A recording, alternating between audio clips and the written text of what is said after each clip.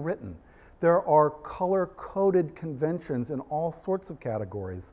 And if you think about this emotional issue, about what our emotional expectations and attachments are, when a shopper is at the head of, let's say, the aisle for, I don't know, oral care as opposed to antacids, people's expectations of what they're looking to find, what they're anticipating, what they know, and what they will recognize as different are going to be those sets of expectations get reassembled into different combinations in each different category.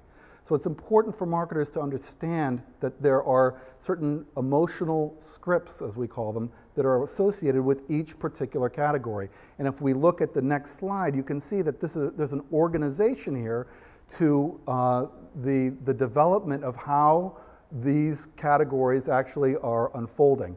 The next slide actually shows you a build on this where you can see, for instance, the Pepto-Bismol shopper is going to be looking for, they may not identify the label, they're looking for that pink. And that the Tums user knows that it's usually a blue package. And there are subcategories to this as we build on to not only the color codes of the caps, but also panel codes in the labels themselves. So the next one shows you that.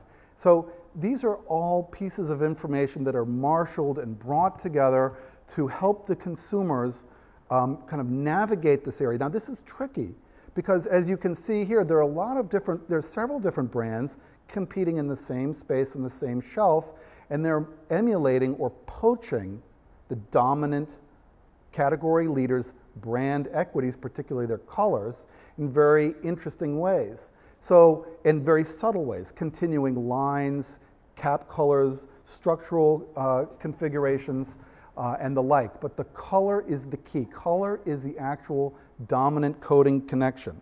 So, when we readjust our filters and readjust our expectations, we have to be careful as marketers to make sure that the consumers are, when they put their hand out, that they're going to see and find precisely what it is that they're looking for that you offer uniquely. And that requires drilling into, owning, and kind of marshaling all the power of your own equity in that color zone that you can, expanding it, wrapping it, extending it as you can. And this is an important thing because of the elasticity of other figures like graphics and structure, we can get into some pretty carefully difficult areas where we can be tripped up by what we see. The next slide shows a kind of difficult image to digest. And if you look at this and you believe that you're seeing movement, that's an illusion of movement. And it's an illusion caused by the psychological reconstruction of color in our minds of what our expectations are when you put two highly charged colors together that differ in hue and value that provide a kind of propulsion effect. Now these are this is a difficult example and it's a very exaggerated example, but this is the kind of illusory quality. This is the blending from where we're looking at a physiological to a cultural, for instance, those color codes are a very cultural convention of the use of color, to a elastic, more psychological construction and value of color.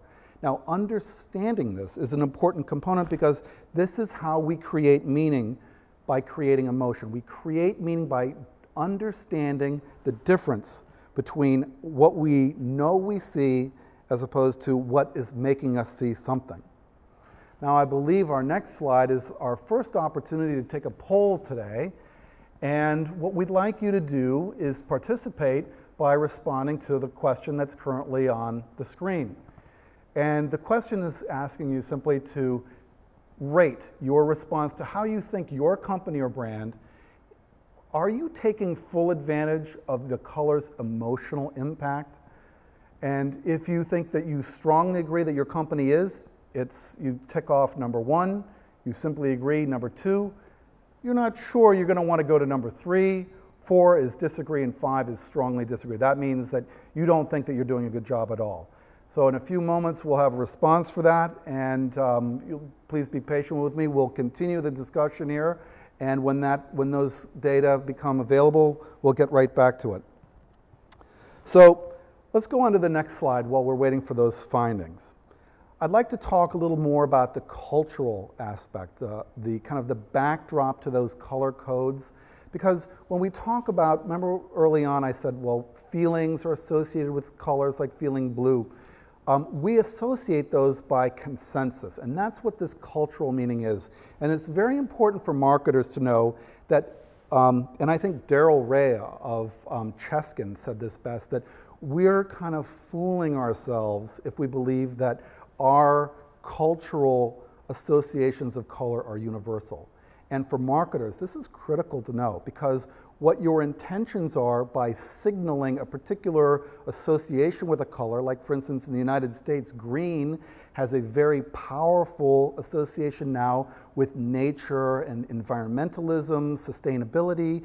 It has a metaphorical power that we all kind of associate with that particular space, along with youth and the color green for go. Marketing in, let's say, an Arab-speaking country, an Arab country or a Muslim country, this is tantamount to a breach of confidence. This is a big faux pas, and that's a cultural barrier, cultural construct that we have to get beyond. The next slide shows us, for instance, the cultural coordinates of blue, where in the United States, we think of, like, again, depression, feeling blue. We also associate it with the idea of nobility, like being a blue blood, kind of distinction of being first prize. And I've also listed here the notion of it as having to do with morality. Interesting, we've inherited a 2,000-year tradition of using blue as a color to denote morality or authority. For instance, blue laws are laws that are enforced about the consumption and sale of alcohol, for instance. In certain states, it's against blue laws have been instituted. And those derive from the cultural tradition of using blue as an enforcement signal back in the time of the Roman Empire. In ancient Rome, blue was the civil service color. Robes piped in blue signified that you were dealing with somebody in public service. So that connection between the uniform of Roman servants, public servants, all the way down to police officers today offers an interesting example of what's going on in terms of the cultural values of color. Now I think we've got our poll results. 12% strongly agree that they're already doing a great job.